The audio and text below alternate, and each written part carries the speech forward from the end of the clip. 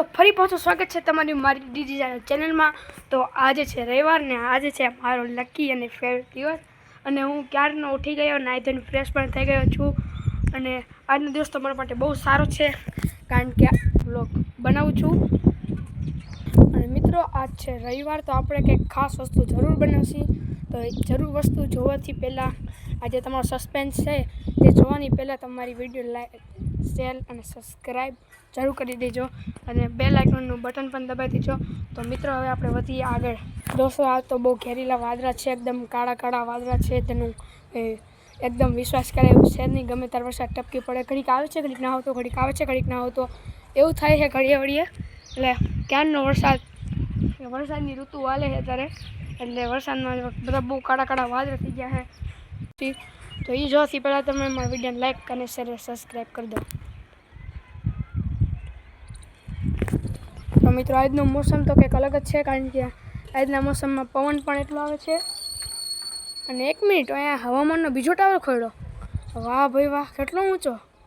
આમે એક હવામાનનો ટાવર ને આમે એક હવામાનનો ટાવર। મિત્રો તમને દેખાડો કે હવામાનનો ટાવર બહુ ઊંચા હોય છે, અતિશય ઊંચા હોય છે, એના કારણે આપણને ખબર પડે છે બે વેધર છે। એક આપણું વેધર છે અહીંયા જે તમને હજી નહીં દેખાય, મેં તમને ઓલા ધબ્બો પર દેખાડો તો, પણ હું એક નવું વેધર જોયું છે તે અહીંથી નહીં દેખાય કારણ કે માંડ દેખાય છે, ઘણો ઊંચો છે અને બહુ ઊંચો હોય છે। તેની તમે ધ્રાંગધ્રા જાઓ ત્યારે ઓલા ટાવર આવે છે, તે ટાવર તેના ઉપર આવડા જ લાગે છે। એ ઘણા ટાવર ઊંચા છે, એકવાર હું પણ એને જોઈશ, એનો પણ હું તમને મુલાકાત કરાવીશ। મારે પણ એકવાર એ જોવું છે એ ટાવરની અસલમાં કેટલી ઊંચાઈ છે। તો જો આવડા ટાવર હોય ને અહીંયાને સામું ખાલી આવડા જ લાગે, તો એ કેવડો મોટો ટાવર છે, મને તો બહુ ગમે જોવું, એટલે હું એની પણ એકવાર જોઈશ। અને આ બીજો પણ ખોયડો છે ભડિયા પાસે, કે આજ સવારના હું મોડો ઉઠ્યો હતો કારણ કે રોજે મારે વહેલું ઉઠવાનું હોય, તો હું આજે મોડો ઉઠ્યો એટલે અને લાઇટ પણ નહોતી, હું ઉઠ્યો ત્યારે લાઇટ પણ નહોતી, અને જેના કારણે જાગી ગયો। જો લાઇટ હોત તો હું જરીક મોડે સુધી સૂઈ રહેત, મારો પણ ફાયદો હતો કે હું રોજ થાકી જાઉં, રોજ સવારમાં વહેલા ઉઠીને નિશાળ ભેગો થઈ જાઉં। જોકે એ મને અને આ તો ઉનાળો છે તોય હાલે, હજી તો આ શિયાળો આવશે એટલે ભૂકા કાઢી નાખશે અને આવે મચ્છર વધારે થાય અને ગદડો વધારે થાય, જેના કારણે ડેન્ગ્યુ મલેરિયાની ફૂલ શક્યતા રહે।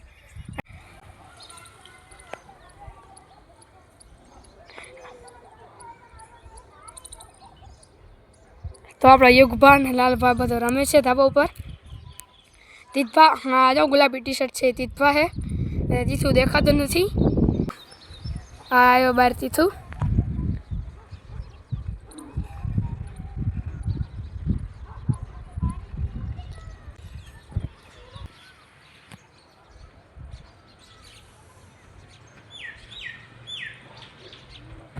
મિત્રો આજના માટે એટલું ઠીક છે, હવે આપણે મળી કાલ। તો અમારા વિડીયોને લાઈક અને સબસ્ક્રાઈબ કરો। મિત્રો આજે આપણે બનાવવાના છીએ ચોકલેટ। તો આજે રવિવાર હતો તો મને ખાવાનું પડ્યું હતું ચોકલેટનું, તો ચોકલેટ માટે આપણી અનેક સામગ્રી લઈ લીધી છે।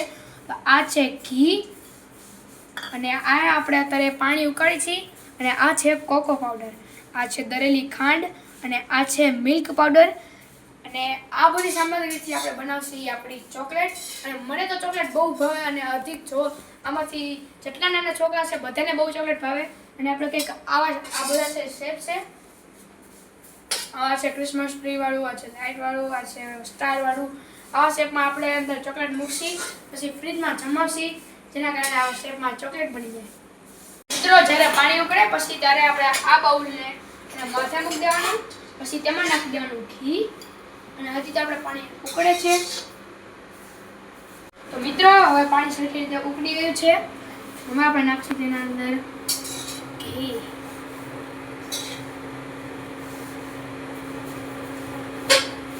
આપણે નાખી દીધું છે હવે તેના અંદર પૂરતા પ્રમાણમાં ઘી।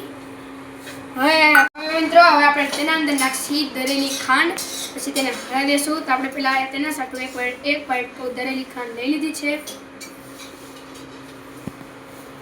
તો હવે બધી દરેલી ખાંડ લઈ લીધી છે, તો હવે આપણે તેને હલાવવાની છે સારી રીતે આપણે। તો મિત્રો હવે ખાંડ ઓગળી ગઈ છે, તો હવે આપણે તેમાં નાખી દઈએ કોકો પાવડર,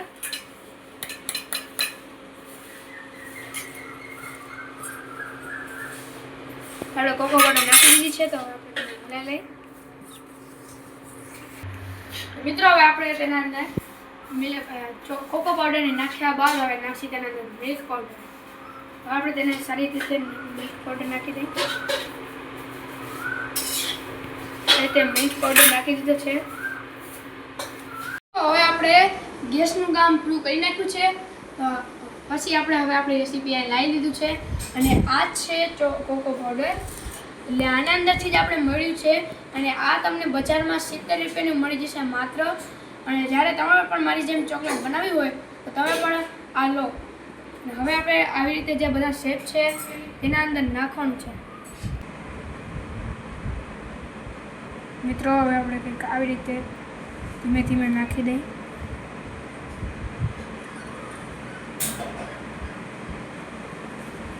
પૂરતા પ્રમાણમાં છે આપણી પાસે.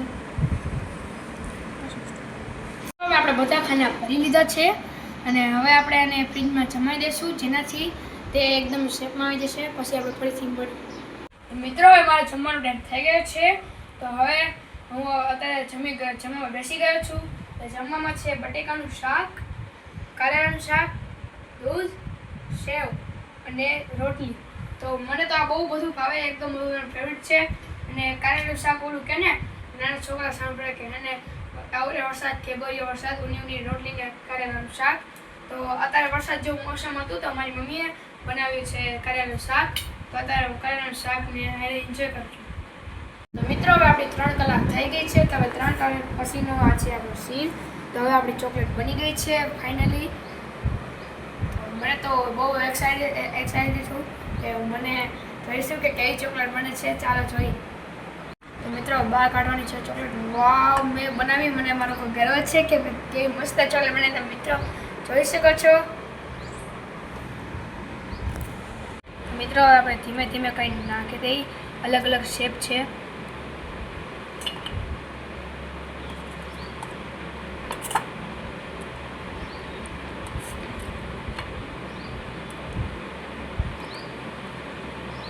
તો અમુક છે ક્રિસમસ ટ્રી વાળા. તો આ છે ક્રિસમસ ટ્રી વાળું. અમુક છે લાઇટ વાળા ને અમુકનો શેપ છે સ્ટાર. સ્ટાર કાઢવામાં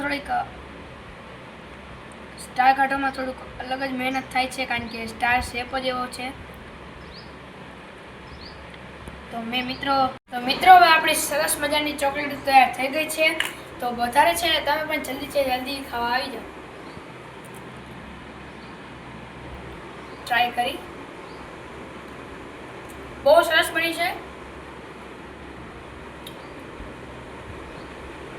સરસ છે, તમે પણ મારી સાથે ખાવા આવી જાઓ.